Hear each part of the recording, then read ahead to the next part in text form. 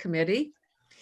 And there are three things that I think we want to accomplish today. Not necessarily in this order, but one is to discuss the public hearing and the format for it.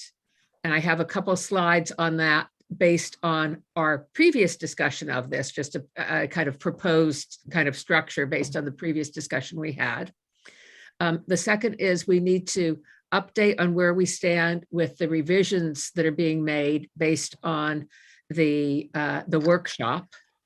And then the third is kind of logistics of getting from here to the public hearing in terms of the other steps that need to be taken. So I wonder if we can first go to where we stand with the revisions and updating things.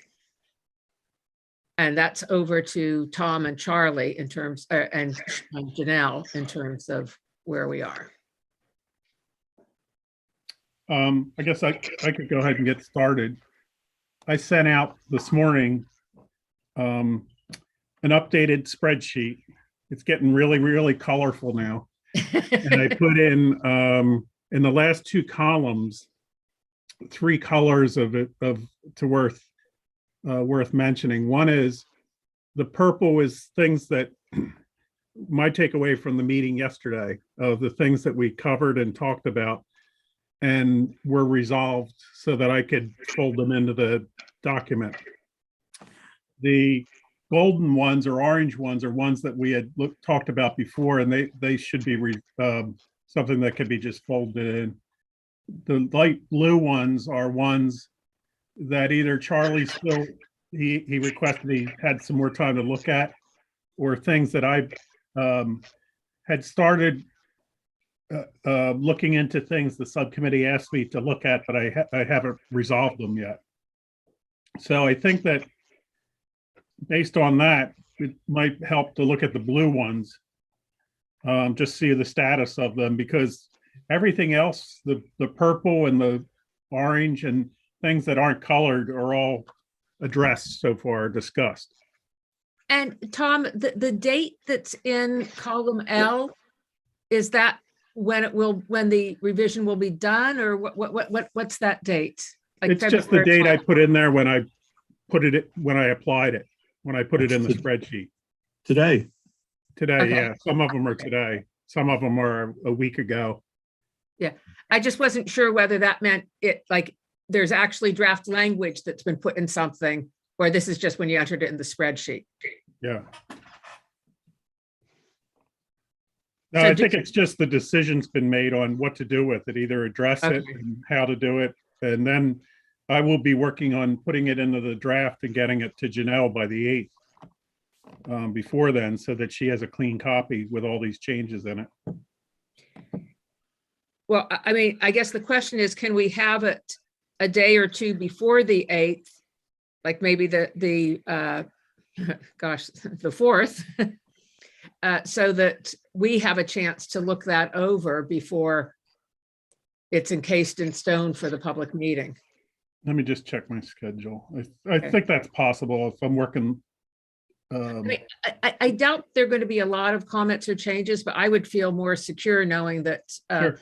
you know, the members of the subcommittee have had a chance to. It's probably going to be more like the 6th. I need some time on the weekend probably, because I have a couple other things that really are we're already on my schedule, but I should be able to have it out, a clean copy by the 6th. So Deborah and Joe, would you be able to take a look at those changes on the 6th and 7th?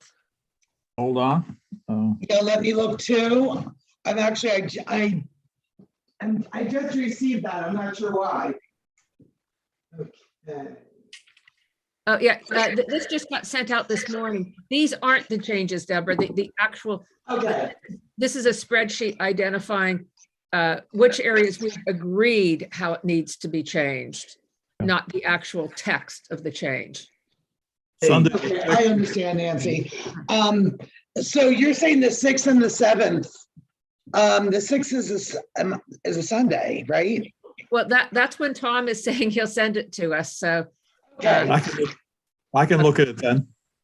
Thank you. Yeah, I can too. I thought you meant me. Hey, Tom, this is Charlie. I feel like I've looked at everything that I'm supposed to look at now. Okay, And some of the items I've incorporated revisions to the code version that we used at the public workshop.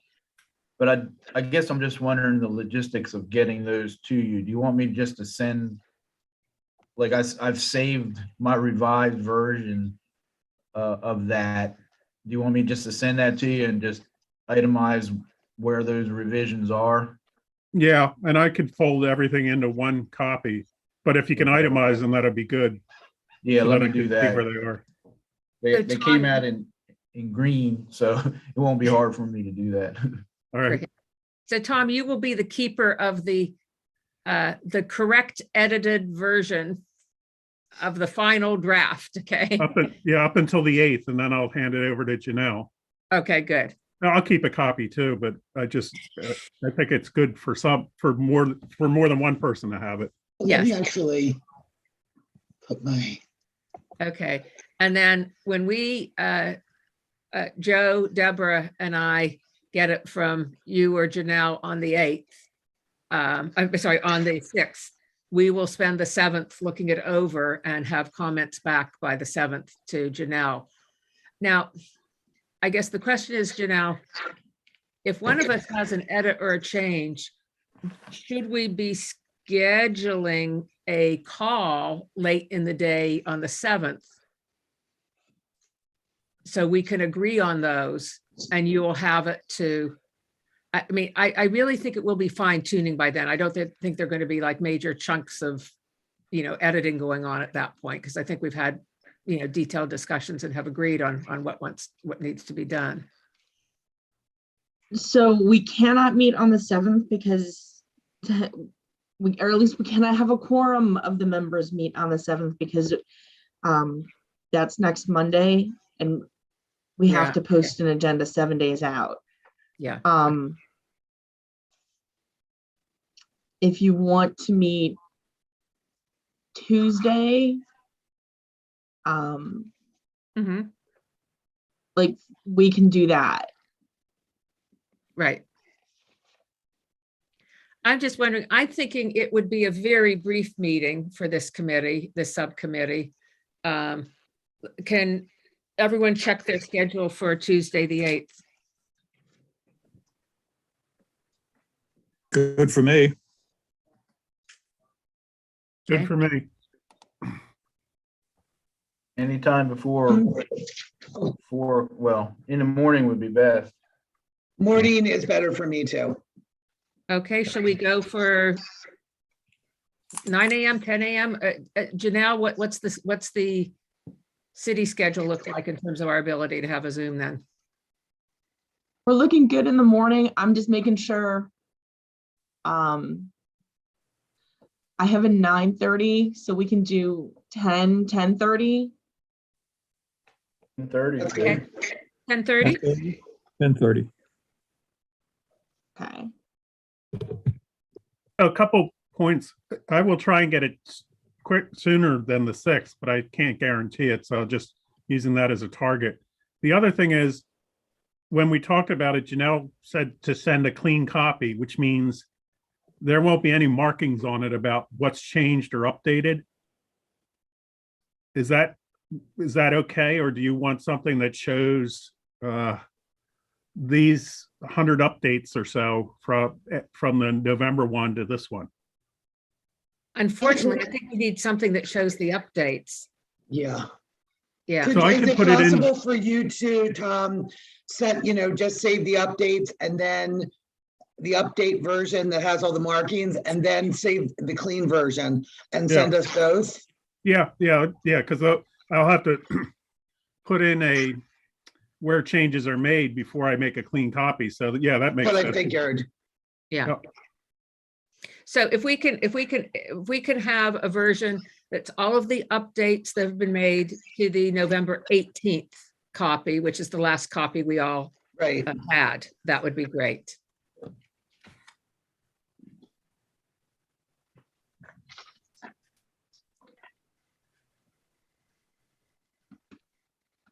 Were there any issues, Tom, that, looking at the ones you need to do that need to be discussed before we move over to Charlie and the ones he has? Yeah, there, let me get the row numbers so Janelle can go to it. There was a couple that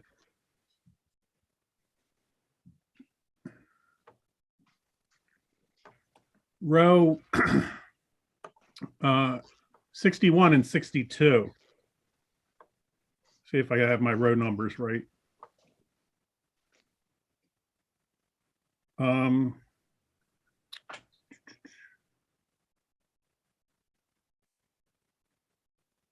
Yeah, 61 and 62.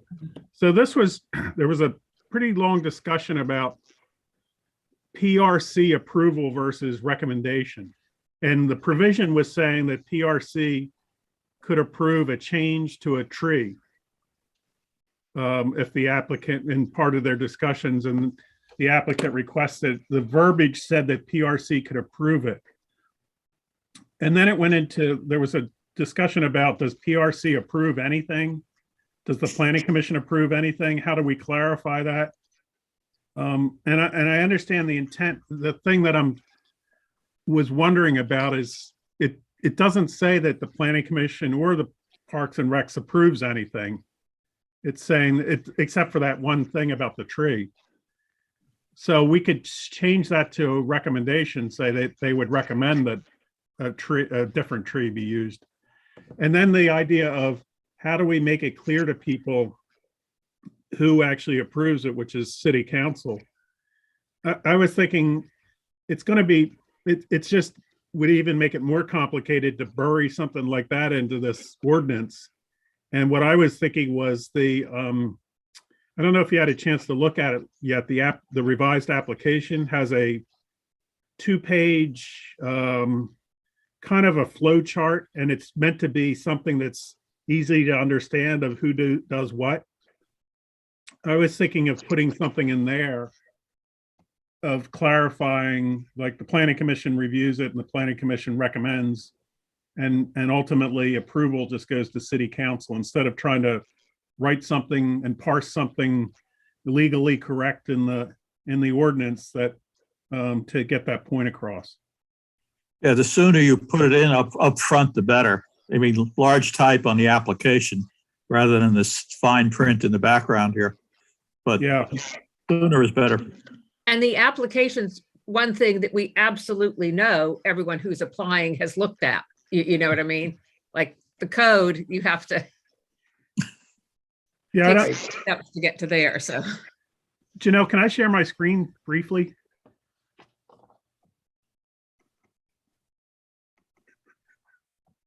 Share screen. One sec. You should be good, Tom. Thank you. yeah, I think that's a good idea, Tom. And we need to be careful that we're not using the word approve where we're not approving, but to actually explain it, we wouldn't want to bury it way down under a tree discussion. Right. So this was what, we haven't reviewed it yet, but this is the application form. So if you get down into it, here's the form itself. Yes. This is something that I created looking at some other communities that's meant to provide an overview of the process and explain it in common terms of what's the first step, the second step. It says concept plan here and other things. So it's a variation of our flow chart and just a narrative in a 2-page form that it could be part of the application. Also, the checklist is in here. So we haven't discussed it yet. This would live on the website, but also be provided during the pre-application meeting. Mhm. The reason I'm bringing this up is I'm trying to have just a document that explains the things about the process that are clear. And when we talked about the thing with who approves things, I was thinking maybe we just need to look at how to put it in here. I like that idea. And, I think the code is clear on who approves things, as long as we're careful not to use that word approve in situations where they're not approving. Okay. Right. What word are we going to use? I think that's the semantics are important here. I think what we're doing is we're making a recommendation. Right. Maybe start off with city council approves, in this case, a major subdivision. Mhm. Everyone else is making recommendations to city council.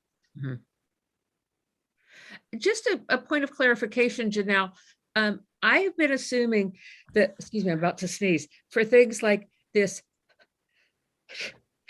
this plan, these kinds of documents, our plan has always been to kind of fine tune these, et cetera, after we have a code that's been approved by city council. And You I'm could- I'm assuming that when we do that, this doesn't have to go through another kind of public hearing or approval process or things like that, because it's just an administrative sheet of paper that's being used to implement what in the end it has been approved. Is that true? Correct. Yeah. Correct. Okay. I That think- is true. Tom, quick question. And I just want to make a clarification, because sometimes like after a plan is approved, they can't get a certain tree because they just, it's not available at that season or that type. And they'll come back to staff and ask for a substitution.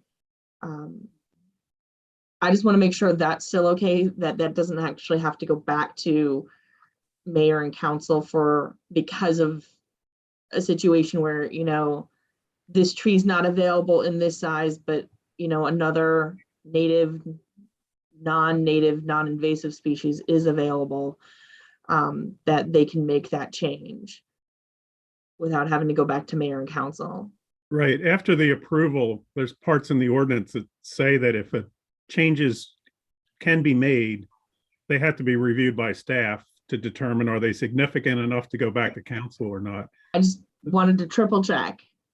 Yeah. Yeah, I feel like we specifically, I recall specifically discussing that. And I'm not sure if it was in this committee or in larger LPC meetings, but. Yeah, I think so. Yeah, Okay, there's so always going to be issues like that with a light or something that is just no longer available and they need to substitute it.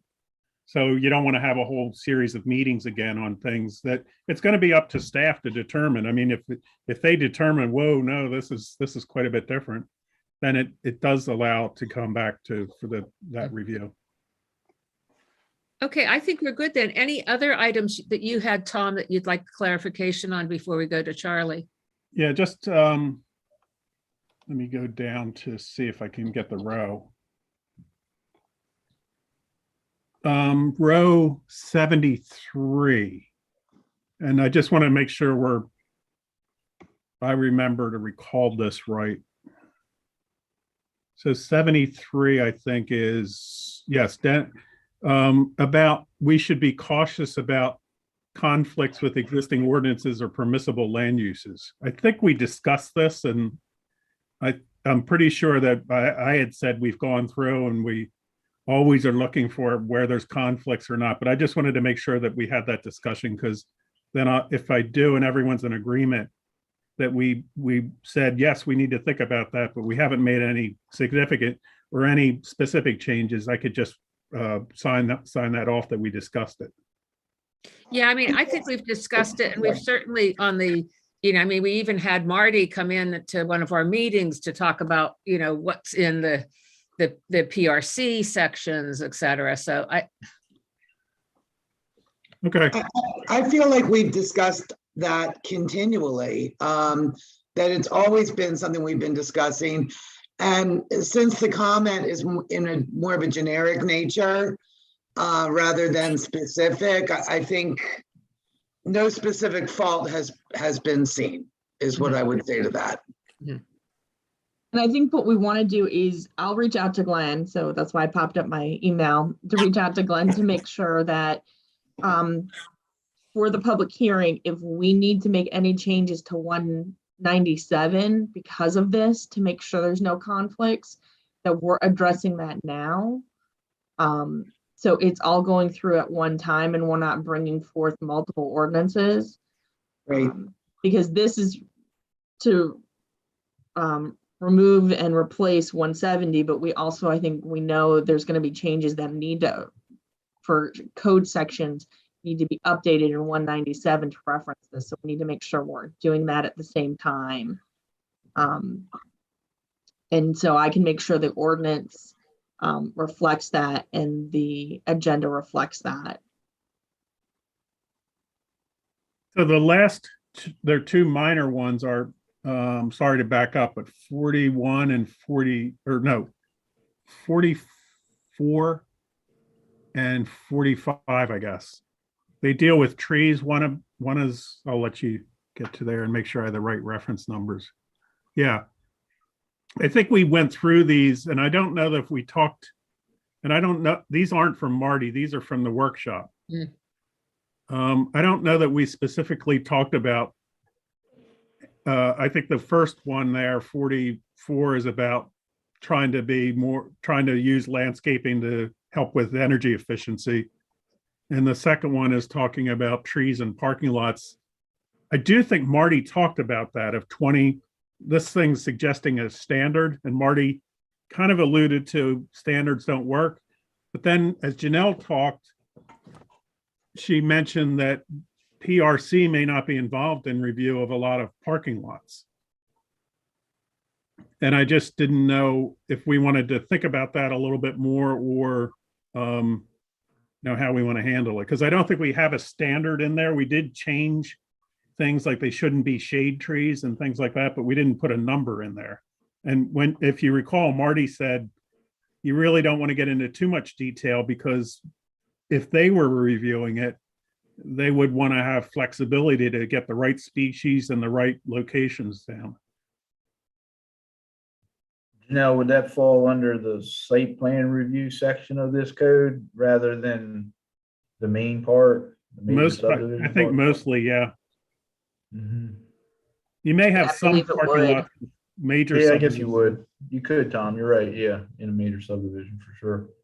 Yeah, because right now we don't have any landscape requirements in a parking lot. It's, You know, we I don't mean, have. I mean, if that's something we want to look at, we can do. But we haven't really been touching a whole lot of that section of code. There are changes that we need to make sure are updated because of what we're doing in the front half of the section of the chapter. Well, These Parks would and Rec still would, apply to a site plan though, wouldn't they, Janelle? With their design Mhm. standards. So Yeah, it's just, these are definitely site plan yeah, the related. PRC won't be involved the way they would with a major Correct. subdivision. yeah, I don't know. I mean, I'm hesitant to make a specific, I mean, I'm just thinking with 20 parking spaces, I can think of situations where they might be positioned in an area where there are tall trees all around this, and you might not need a tree right in the middle. You know, I'd rather give PRC the flexibility to, And typically the Joint Site Development Ad Hoc Review Committee who's reviewing site plans have been making suggestions about and conditions that to mayor council that landscaping should be installed in certain locations, especially since most of this commercial we see is smaller, yeah. that they've been looking at the smaller, you know, landscaping, and they've been working on that. I think if there's not a strong thought that we really need to do something, it's probably, it probably can be addressed through some of the discussions like Janelle's alluding to. And I think, you know, we've had so many discussions about different types of buffers and landscaping and things with this. I can't imagine we won't be back in a year to do some fine tuning. So maybe it's, if we don't have a strong opinion that it's needed now, keep these comments and keep them in the back of our minds and then revisit it. Yes. Anything else, Tom? Not on the ones I was looking at now. I did include Glenn's, he sent me the copy of Good Cause, Mhm. which I think if you looked at it, it's kind of some words were changed and dropped and substituted in it. But that's all I had to share with you. Okay, over to Charlie. Okay, I think the first couple, Janelle, at the top were for my review. Yeah. And I guess So, the key question, Charlie, is are there any things that you're unsure of in terms of how you're, writing these up or editing them that we need to discuss? And then the other question is, Yeah. I think I heard you could have it in at the same deadline that we were talking about by yeah. to Tom. Yeah, I guess there are a couple things, like on this number 2, Ring's second comment about that BMPs are reviewed by SCD. I think he got confused because this is part of the individual lot grading plan that the city will review, probably me, not part of the greater subdivision itself. So I didn't address that one, or I didn't revise anything to address that. Just to let you know, the other 3 comments from 1, or I guess line 2 and line 3, I did update the code to reflect what he suggested, which I thought were good comments. Okay. So then, just as an FYI, something that's been coming up lately on subdivisions is the developers put in the house plumbing or house sewer and water services to the lots. And as part of those services, there are cleanouts and water meters, cleanouts for the sewer water meters. And oftentimes they'll set them at a grade, and then when the house is being built, the grade, the grass, everything gets changed, and the tops of those various boxes are either too low or too high. So I've put in language in the sewer and water sections of our code to make it the responsibility of the developer to place them at rough grade, but the home builder / homeowner is responsible for placing them to final grade, subject to the approval of the building official at the certificate of occupancy review. Because we've gotten some complaints from developers that they kind of come back after somebody's building a house and adjust tops, which I agree, it's really not their responsibility at that point. So I just want to let you know that wasn't one of the comments that came up, but that's Okay. something that I wanted to address. So then go to maybe line 30 on the sheet I have. If you get down there, let's see, Barbara Kiker, 30. Yeah, so yesterday we talked about please standardize right-of-way use, and I think, Janelle, you thought that might have implied some discussion about not putting encroachments inside the right-of-way. And I didn't know whether the committee wanted me to address that with language somewhere, I guess maybe in those sections Barbara's pointing out, or just not address it at all. Because until Janelle said that, I really didn't understand the comment, and I didn't want to take a shot at, trying to itemize things for right-of-way use either, because I feel like I might leave something out or put too much in. Isn't there something that already says the right of way can't be? I mean,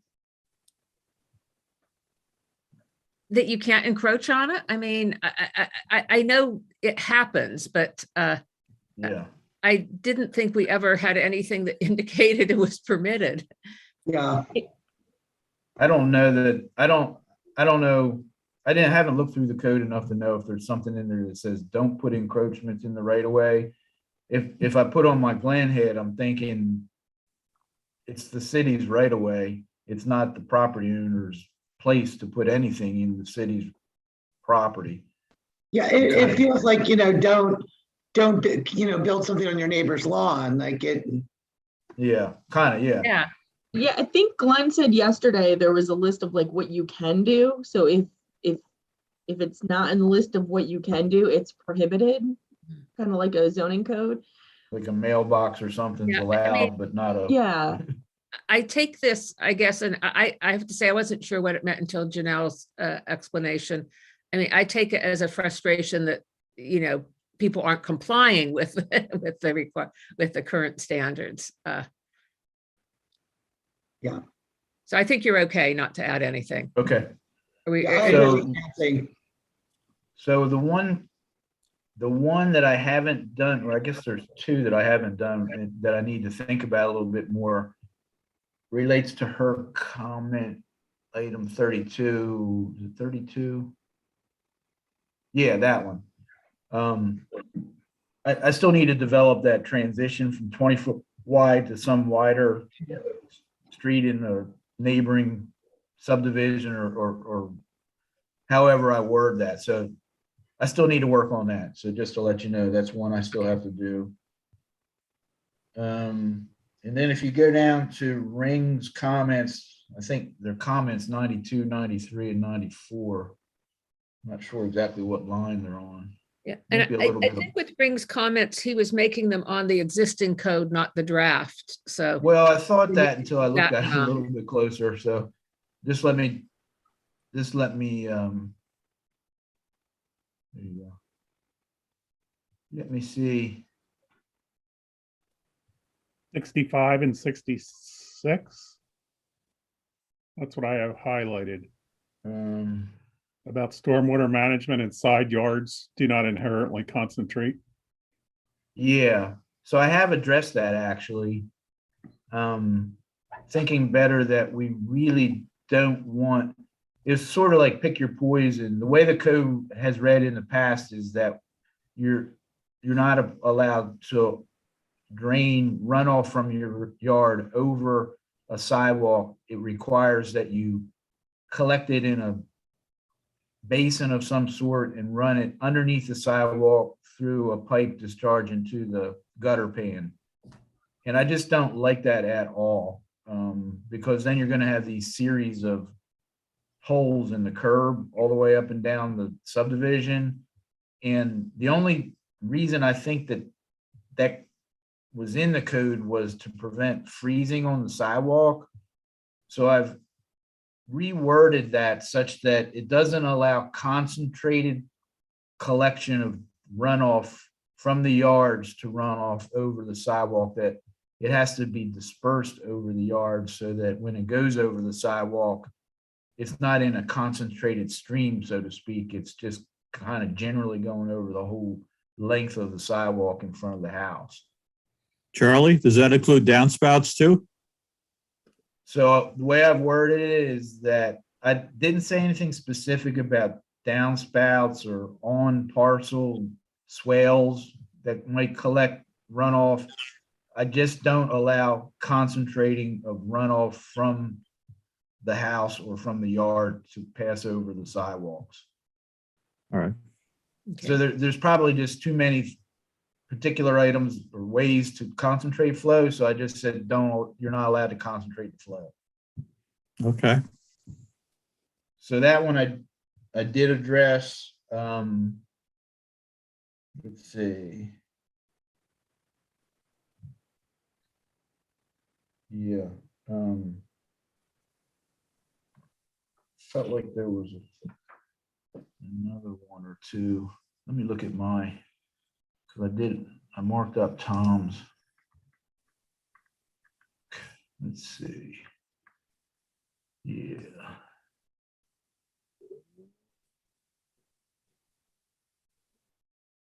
Oh. Ring had mentioned about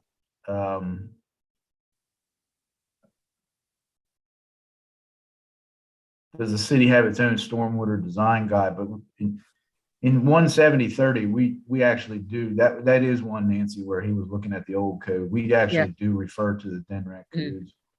Okay, and I did address the side yards. Okay, so let me just make sure if there's anything else. Yeah, I think that's it. Let me check my papers. Yeah, so I have that 20-foot transition yet to do. And then I did come up with language about those buffer markers that I shared with Tom and Janelle, maybe Nancy as well. And I didn't know whether you wanted to talk about that. But really, that's it for me. Great. Now, the buffer markers you've shared with Tom and Janelle I'm not sure if Janelle, if it's possible to display those. Yeah, I think the language is in that row. Spreadsheet. Yeah, I think I just saw it, Tom. Yeah, I think it is. I think it's screened by at some point. Yeah.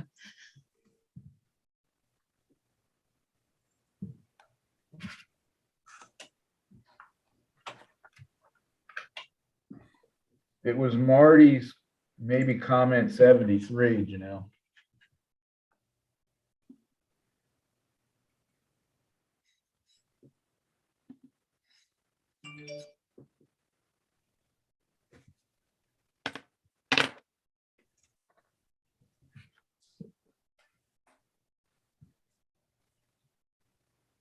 I have it up on the screen.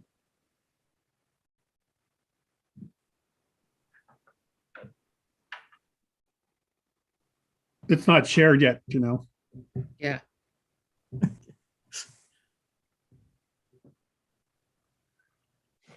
There you go. Sorry. That's all right.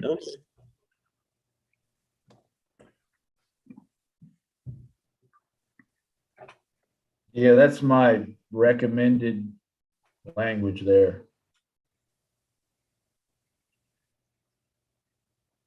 Charlie, could you say, when you say posts can be metal, should you add the word treated wood? Yeah, I actually do in the next sentence. Yeah, but the one first line is metal or wood. Yeah, I can put it in there for sure. Yeah. Yeah, reinforce it. Wait. Where is it? We're losing it. I Flying lost around, it and right? I'm trying to get back to it. Rip my eyes There out. you go. For those of us with motion sickness issues, it's I know. This was, challenging. it moved really quickly because I was trying Hold to. on. There it is. Yeah, so maybe posts can be metal or treated wood. And we didn't go into the detail that Marty provided, but I was thinking that we provide this as standards in the code. And then when we get into the landscaping, if we do a design guide, we could put references in there. Mhm. Some of the references that Marty provided, which I think Yeah. are good. But we can elaborate a little bit more of, how to deal with it. So I've seen some other things that Charlie and I were talking about this. It's not too many code samples that have this, but other approaches are that as part of the landscaping plan, you show these on there. Or if you want to do some alternatives, you're explaining in your landscaping plan how the markers or whatever you're using is going to make the property owners aware of where that buffer is and anybody who's trying to enforce it. Mhm. So I think we want to have in the ordinance some standards like Marty had suggested, but maybe when we do a design guide, we can get into a little bit more alternatives, because I think everybody's concerned about, are these going to be right in all instances? Yeah, I like that idea, Tom, because I think Marty had suggested something that looks like the Mason-Dixon markers, which I like that idea, but then when I researched them a little bit, first, they're not very high. So they don't come out and say, hey, this is the edge of the buffer. Plus they're made out of concrete, which it would be difficult to make it say, hey, this is the buffer, and for people who are walking along there to understand that is the edge of the buffer. And then the third thing was they're kind of expensive to make because they're kind of customized. Yeah. But if it's inside the landscaping code, that leaves some potential for them in the future. Or landscaping guidelines. The one thing about this is that I only included the corridor agricultural and wetland buffers, there's a couple of paragraphs about residential buffers, and they're all about between properties. And I don't think we want these signs all around people's yards and stuff. Mhm. Any comments on this proposed language? Nope. Joe? Just- The other thing Yeah, was, I I just- didn't know whether 100 foot was too short, I guess. I don't think it's too far. Mhm. That's typically the amount I've seen in the past. Okay. Okay, there's a handy, if you go to your local Home Depot or Lowe's, in the mailbox section, there's a handy spike, which goes down about 30 inches, 36 inches, which is made to take a 4x4 post. And this could be sunk in literally into wet concrete to hold a possible post, which could be it could be altered to hold a 4x6, I believe. But it's there.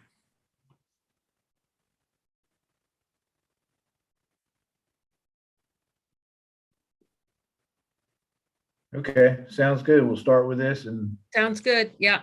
okay. Anything else, Charlie? That's everything, Nancy. Thank you. I still have to do that 20-foot transition. That's one remaining item. In Charlie, re- is that more verbiage that you'll just have like a standard?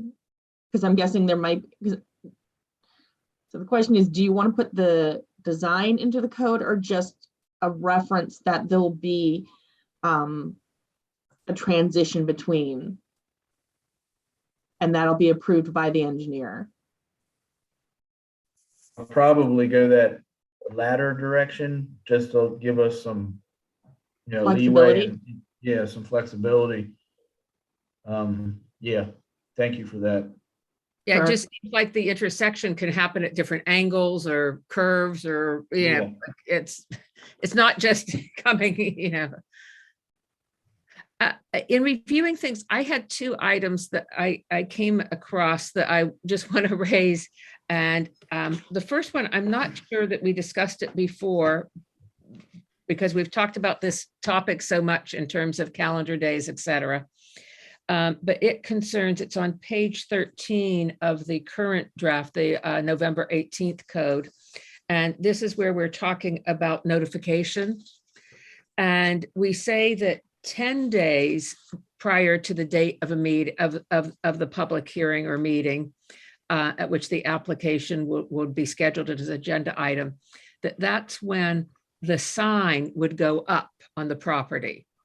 But then for the mailed notification and the notification in the newspaper, that's 15 days before. And it just seemed to me that if we're having it in the newspaper 15 days before, we should have the paper sign up 15 days before, because I mean, the first thing many people do if they see it in the newspaper is they go drive past, to try to see where the property is. Right. And it's obviously easier to identify the property when there's a sign up. So is there any logistical reason, Janelle, that we do the sign 10 days and the others 15 days? I'm guessing it gave staff a little bit more flexibility because staff's the one that posts the sign. But it makes sense that everything, all the physical notice is done 15 days. So if we can change that, Tom, in your version, that would be good. And then the other thing is I went through my own notes from the workshop, just kind of circulating around, and I didn't see this in a written comment, but I did come across a group that had a lively discussion about this, which is that there should be something in the code that says that if the city is having to contract for any special studies, et cetera, of earth or other things, or water, blah, blah, blah, for the specific property that's in question, that the applicant should be paying for that and not the city. And I don't know whether there's how other cities handle this, or, you know, I don't think we've really had a discussion about this one.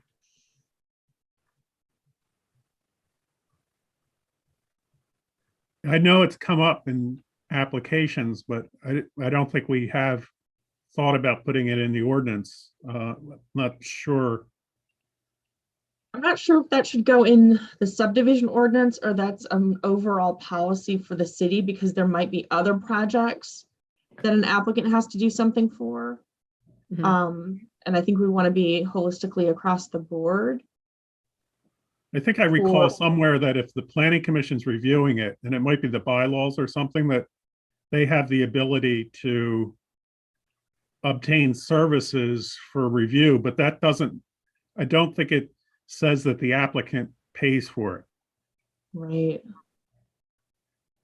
I think there's a term in there. It says that the applicant may, you know, be responsible for something that if it's required by the LPC. Yeah. So it's sort of goes either way. I know some of them, there were conditions by mayor and council that studies be done. I also know for other projects that are not subdivisions, I think it's been, the fee may have been split one way or the other for different things. Okay, so maybe this is a bigger issue than just the subdivision, and we should put it on a kind of list to be considered elsewhere. Okay, Yeah. okay, that's all I had. Anything else on the changes that Tom and Charlie will be making?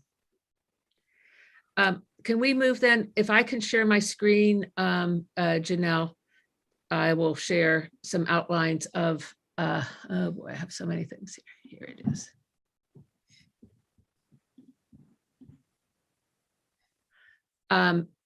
Of just thinking of the public hearing. And I know we had a couple people who were very concerned that when we posted the agenda for the workshop, that we didn't have kind of attached to that agenda something that someone could just click on to see the full draft. And so I made a list of the things that I think we want to be able to have on that agenda. One would be a copy of the full draft that will be the version, you know, that we're about to get from Tom through Janelle. And then a second would be whether it's a link or a copy of the current code. Normally in this situation, you'd be posting the old code with things crossed out and replaced in it, but there's so many changes, doesn't make sense to do that. And then the third would be to have on that agenda a copy of the current and proposed process, those 2 slides that we have. And then a copy of the crosswalk document of those 22 criteria, crosswalking them to where we've made changes in the code. And then my final question was whether in advance we should have a copy of the slides or not posted on that agenda.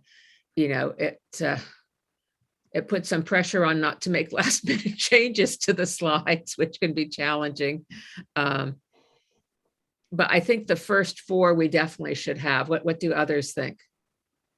I think that it would be good to have something someone could just click on.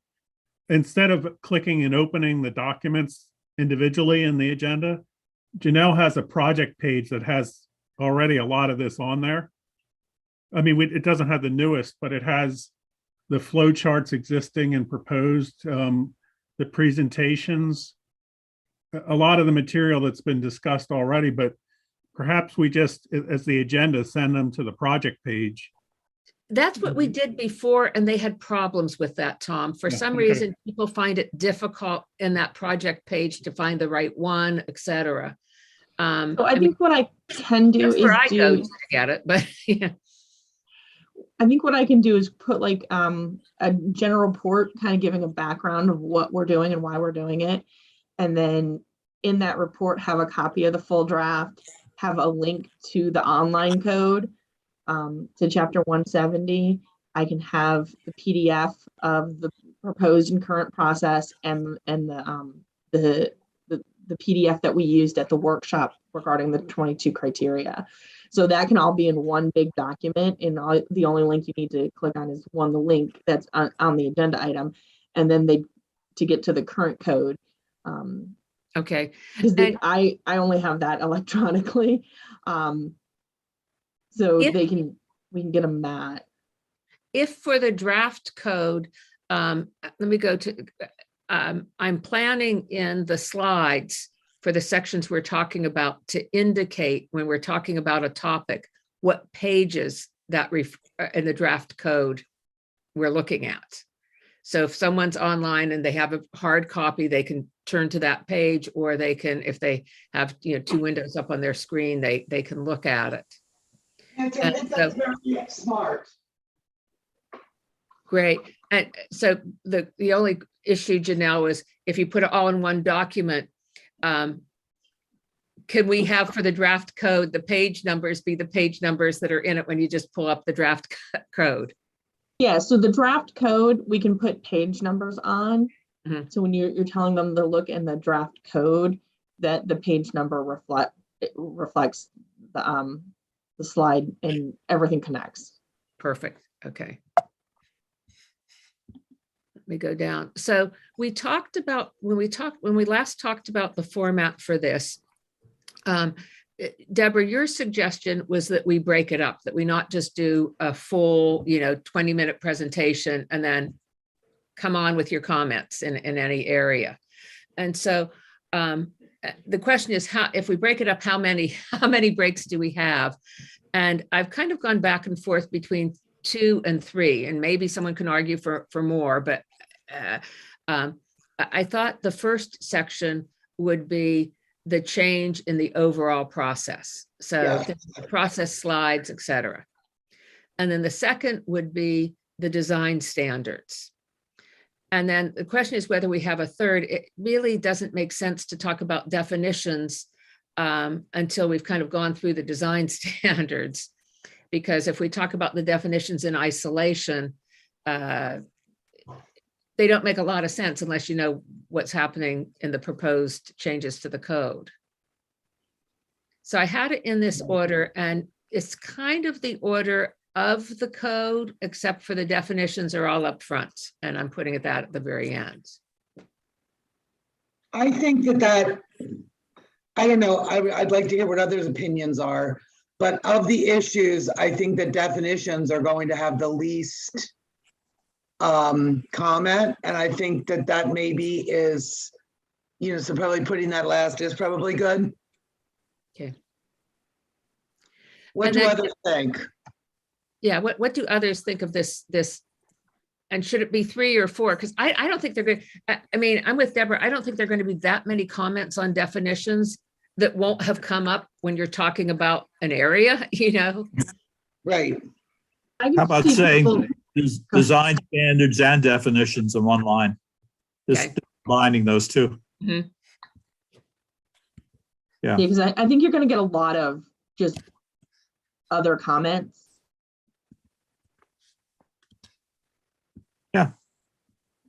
I might do it.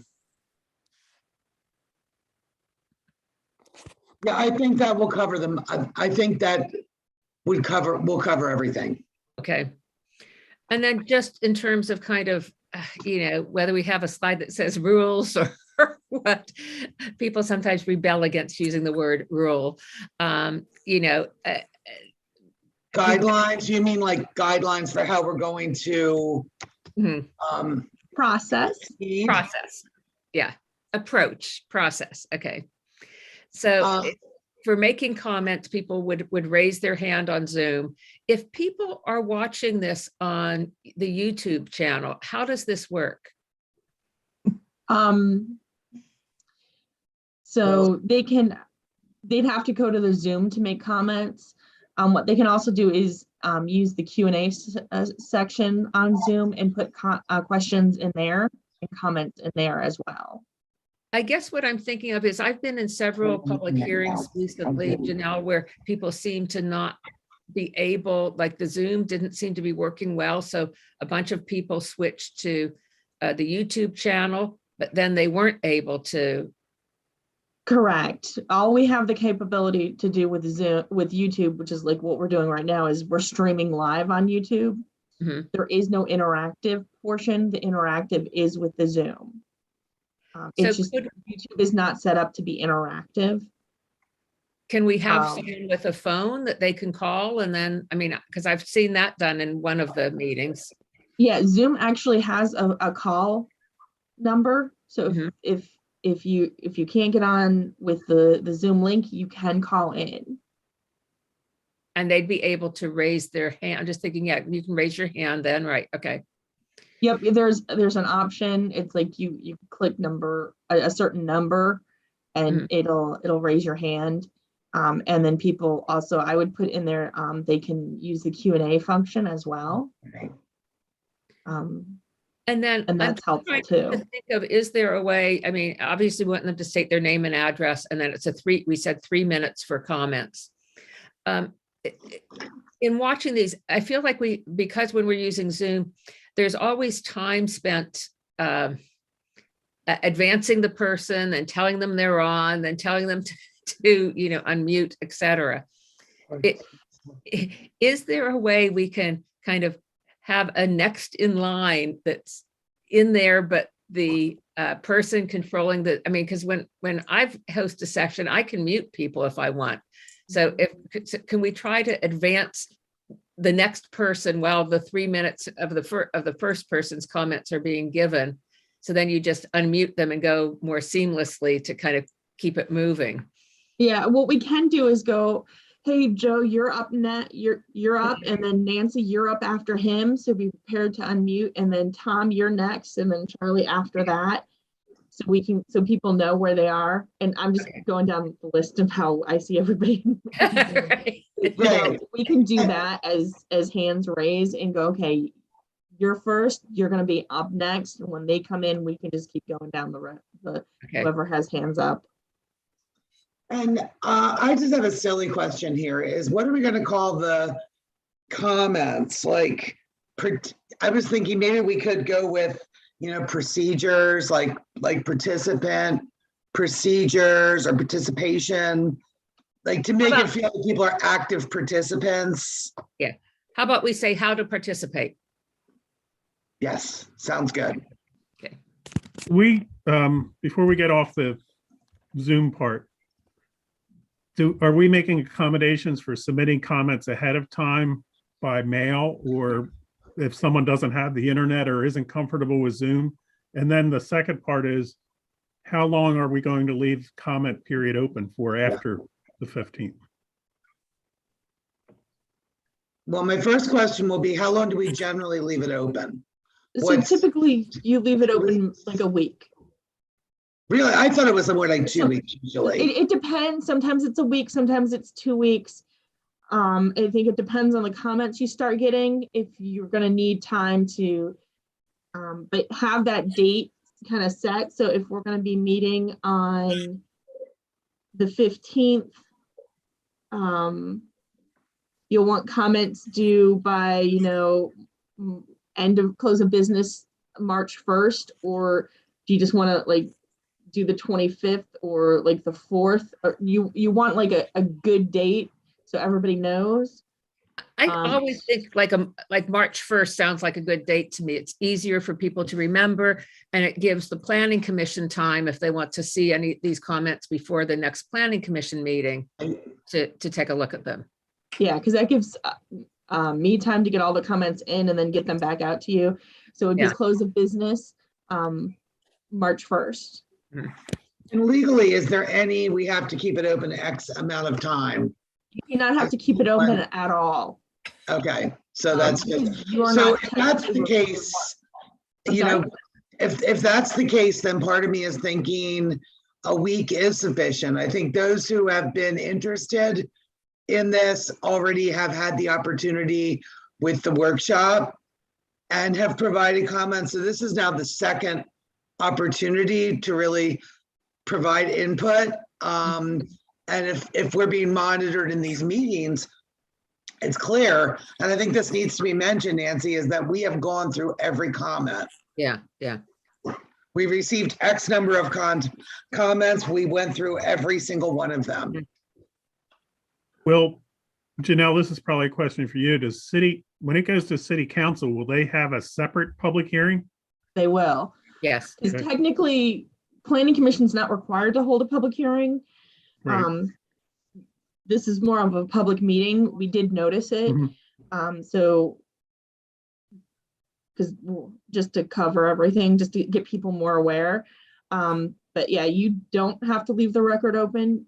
You can leave it for a week, 2 weeks, 3 weeks. I would suggest you definitely want, because you're gonna act hopefully on March 16th so that we can get that to council in April, so they can schedule a public hearing in April. Hmm. Because So- unfortunately, because you're meeting 2 days after them in March, so they won't be able to schedule a public hearing without your recommendation until April. So I mean,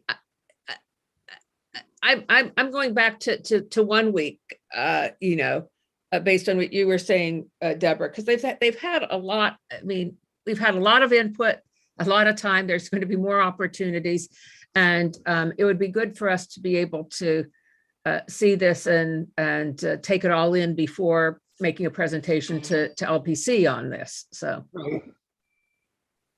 and it gives you more time, Janelle, to pull those in and organize them. Yeah, and then if the subcommittee wants to get back together before the March Planning Commission meeting, you guys have the opportunity to do that. So 1 week is February 22nd, February 22nd. Yeah. So Joe, agreement for February 22nd? Just turning the pages here. That's just for close of comment, Joe, not Yeah. for meeting. No problem. It's good. Yeah. Yeah. And then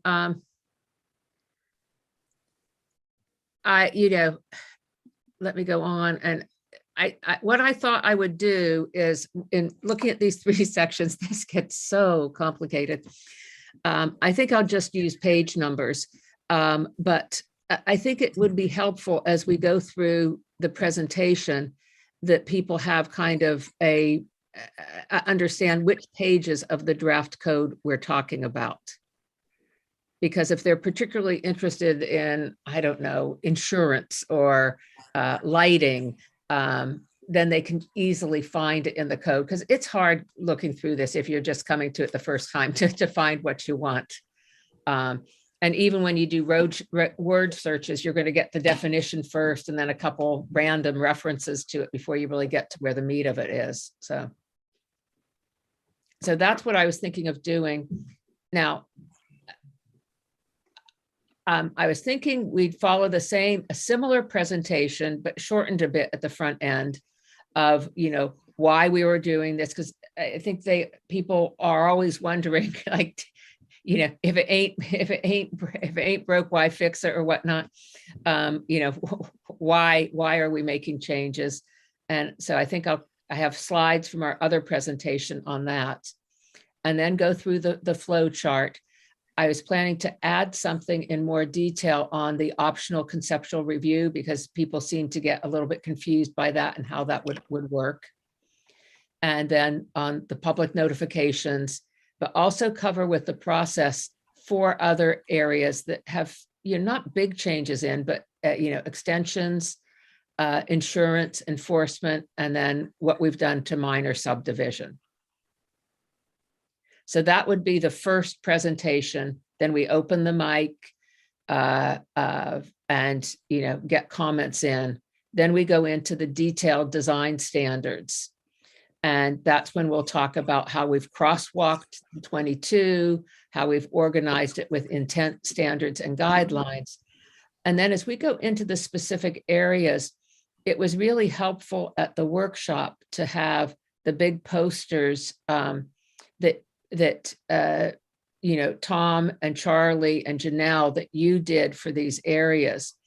And I think it would be helpful to kind of revisit what those should say, given what we've heard in terms of feedback, et cetera. So I was hoping I could get from each of you a revised kind of, if you're doing a presentation and you have a bulleted list of just highlights of where we've made changes, what should we be highlighting? And I will still in the presentation kind of go through the caveats that, we can't stand up and give a presentation on absolutely every change, or we'd be standing up and reading this whole draft code. Which I'm sure would be absolutely delightful for people to hear, but it would not be delightful for anyone to have to read it either. Even as an ex-elementary school teacher, used to reading out loud a lot, no thank you. It would be hard to, with intonation, et cetera, make it exciting and compelling. I don't know, Nancy, I think we can do it. I do, but. So then it would be 2 sections, not 3, because we've talked about including the definitions in this too. So that's just trying to, think through how we might do this. This is what I was thinking of. What feedback, comments, ideas, alternatives? I think it's good to give an overview and, we're hitting the highlights and talking about what's changed and also a little bit of why it's changed. Mhm. And then focus on some of the feedback, focus on areas that we heard feedback on at the workshop, like the conceptual plan and other things that we've gone back and looked at and just report back, because you'll probably have some of the same people who were at the workshop at the public hearing. And I think they'll be interested in hearing what's gone on since that time. When I look at the specific areas, and I haven't gone through and counted comments by area, but it seems like lighting, landscaping, and open space were the ones we had the most in. And then some very specific ones around streets, but really not much about water, sewer, electric, and some about stormwater. Yeah, I'm just wondering with regard to those 3 streets, stormwater, water, sewer, electric. I remember my boards were pretty detailed, but I know we want to keep this relatively short. So I just need to go through it and make sure that it says what it needs to say and also addresses like the comments that we received from the workshop, but not overdo the language so Yeah. it doesn't take forever. Hey, Charlie, does the flow- you're good sorry. on doing streets, stormwater, water, sewer, electric? Yeah, I'll take a shot at that, definitely, yeah. And then for lighting and landscaping, I can look at it. I can't recall if I did that the first time, but I'll look at. I think you did. I don't know. I don't Okay. know whether you did it or Janelle did it. Do you remember, Janelle? I don't, but I can update it. Because I thought you did the process ones, Janelle, and I did. yeah. If I have them, I'll look at them. I'll email Janelle and we'll coordinate one way or Okay. Thanks, another. Tom. Okay, great. And I guess the question is when you guys can get those to me so I can start working on this presentation.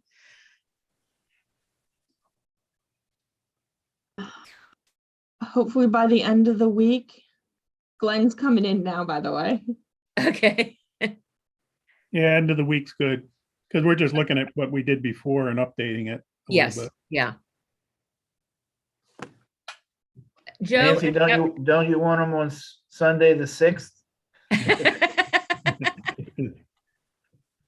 Hey, one other, I'm sure I can get it to near or about the end of the week. One thing I guess the flow chart, does that describe that, there's really 3 main parts, the minor subdivision, the major subdivision, and then the site plan review?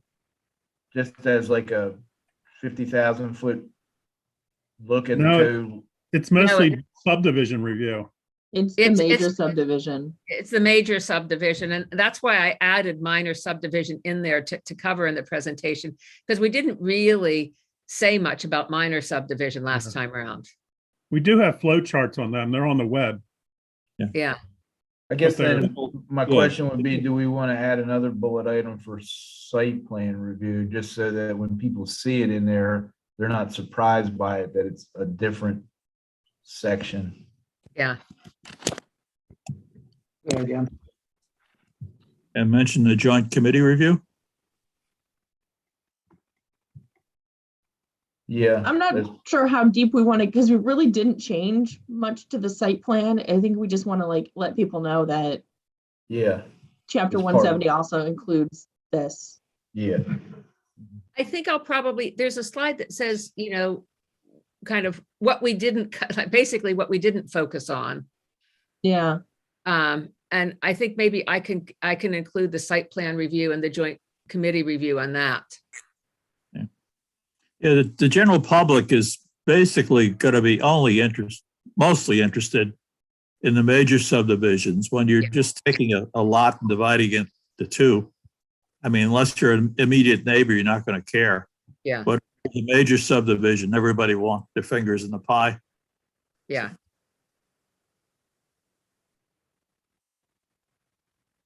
Okay. Any other thoughts on something on, and the tough thing here is it's a whole lot of information, and we primarily want to get comments from the public, but you'd like them to be informed comments, based on what we're doing. So it's that balance. Yeah. So the earlier we can get that PowerPoint presentation and make it available to the public, that could be helpful as well. Okay. And that's why in the PowerPoint, I want to show these page numbers so people who are interested in a specific area find it easier to, look. Yep. Yeah, and that makes me think that maybe I will keep a lot of that detail in my PowerPoint, since people will be viewing them, before and after the meeting. And Nancy, you just probably need to condense your statement regarding each one of those. But Yeah. But we want them to be pretty detailed for that reason, I mean, to get that comment. I'm one of those people who doesn't feel compelled to read every slide Good, because yeah, good. people can read it. And so if they've had it in advance, and they have it, they can continue to look at while they're hearing other comments, Yeah, I can try to just cover the high points and yeah, I remember you were spot on with that at the workshop. That was good, Okay. good job the last time. Yes, yes. I'll try to do the same again. Okay. Yeah, and no, it is on the website, and if they have access, there's no reason to sit and read slides to people. Yeah. Anyone who's at this meeting who's watching this meeting I'm confident is able to read.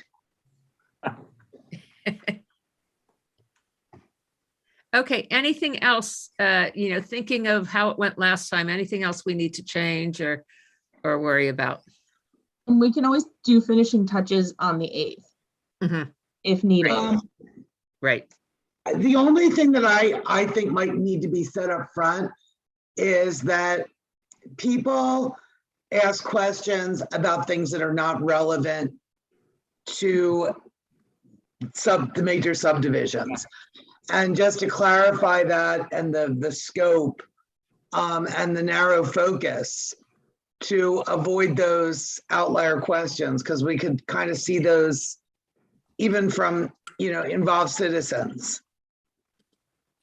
I would have asked questions that were outside of the scope had I not been involved through this process.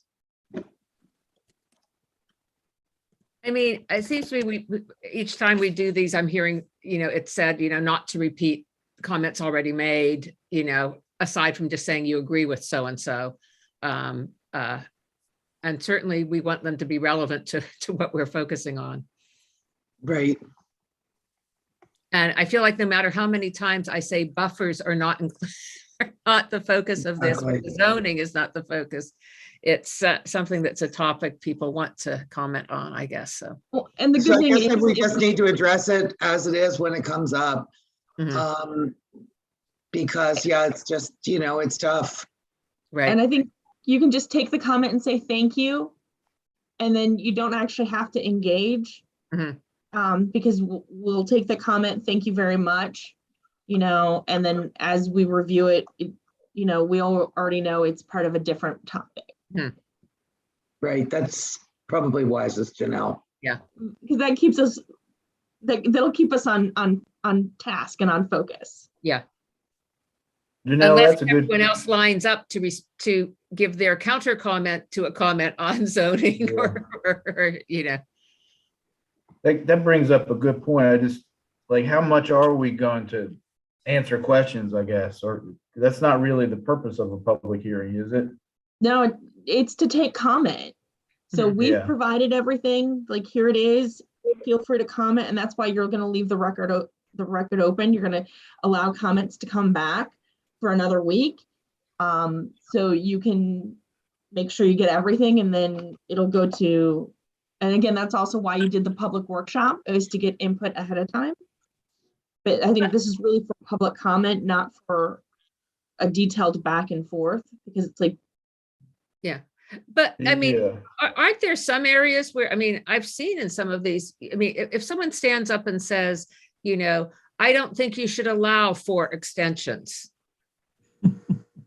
I mean, aren't we going to say, well, actually, the draft only allows 2 extensions? Yes, again, I think you can take the comments, and then when you discuss it to make the recommendation as part of planning commission, you can discuss all the comments that came in. I think it's how much discussion back and forth you want to get in. And I'm going to leave that up to you, Nancy. Okay, If The there's other something way to that- look at it, is you're taking comment in. You've come up and reviewed a lot of comments and you've made recommendations and decisions. You've made decisions. You haven't made a recommendation yet. At some point, you're going to go before the planning commission and city council, and they may have questions of Mhm. something that one of the recommendations. For instance, there's been discussions about open space and how much is too much, and buffers and things like that. And the subcommittees looked it over. They've made decisions. They'll make a recommendation. The public can comment on it, but sometimes the discussion back and forth with the public isn't as useful as when you're before city council. And if they had questions that they want to ask or get clarification, they will ask it of the subcommittee at that point, or the people in the room. So, that's where there may be more discussion on some of these things that you're making recommendations on. I mean, there are people at these hearings who do ask a question, though, I mean. Yeah, hi, If everybody, he by the comes way. forward and says, I don't understand what 2,700 kelvins is, what does that mean?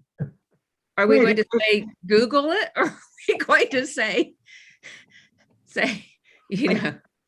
think we can, explain if there's like a specific question, you can do that. yeah, Typically the reason for public hearing is to get comments. And not a whole lot of interaction, because you want to hear back from what the public has to say. So Yeah. then you can take all of that and make a recommendation.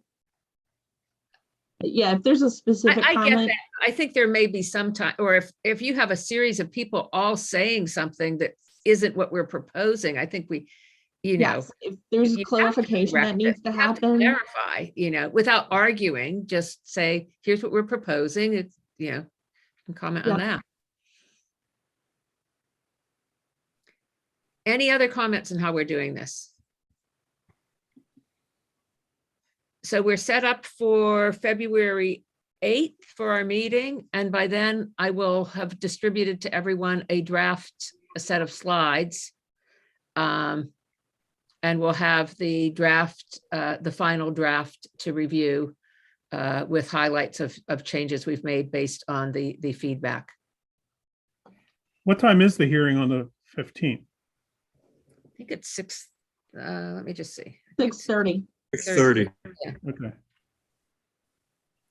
And then I'm wondering if if we're having comments all in by the 22nd, if we shouldn't schedule a meeting for us after that to get prepared for our March Planning Commission meeting. Because I think we'll probably need 1 to 2 meetings before that. I think that's a good idea. And let's schedule them now so we're not up against this 1-week notification, public notification deadline. Okay. So you could do the 28th. That's a Monday. Okay, So that gives us time to get the comments in and get them to everybody. Or you could meet the week of the 7th, which is a week before Planning Commission. I think maybe we want to schedule both. Okay, And then if we don't need the 7th, we cancel it. okay. So the 28th and the 7th, do you want 10 o'clock, 11 o'clock? Is 10 o'clock good for everyone? Can you check schedules? That is good. I prefer 11 if we could. I just have 11. a standing thing at 10 every I've got Monday. a standing thing at 10 also. 11? Is 11 good? And Yeah, I that have a works. question for that meeting, will we need a quorum? I may be traveling, I don't know, I'll try to call in, certainly. I only need 2 people for a quorum. Okay, so okay, Will you for sure be here, Joe? I'll be here, okay, and I may be here. 28th. Perfect. Okay, and then on the 7th, again, is 11 better for people? Yes, please. Good, Good. Good. Okay, I've got it on the calendars and I'll get the agendas posted. And as we look towards taking this to the Planning Commission, keep in mind, at that point, hopefully we won't need such frequent meetings, but our work won't be completely done. Because after City Council does this, we have talked about having user-friendly materials, et cetera. And we probably would like to just take a look at those and, Keep in mind, in March, we may be meeting in person too. wouldn't that be nice? yes. That would be great. February 1st. Okay, I think that does it. Any questions for Glenn while he's here? Hi, everybody. Sorry it's late. It's one of those ones I just could not get out of, and it went way later than I anticipated. No worries. I know there was one that, now I can't remember what it was. Give me a second. It's probably good cause. I emailed him about it. Cause. Oh, chapter Yeah. 197. Yeah, we definitely should do a review of the interaction of 197 in this chapter to see So where it we can might be have just missed. be done in one ordinance. So Right. my email did make sense. That's good. Yeah, it did. Yeah. Actually, do recall it was, but I think we answered it. It was if there was a specific amount of time that we had to keep comments open, but Yeah, there is not. There is not. We typically do. great. And on the good cause, are we, given the questions you raised, are we good with the draft that we're thinking of putting in here to have that go to the public on at our meeting? I think so.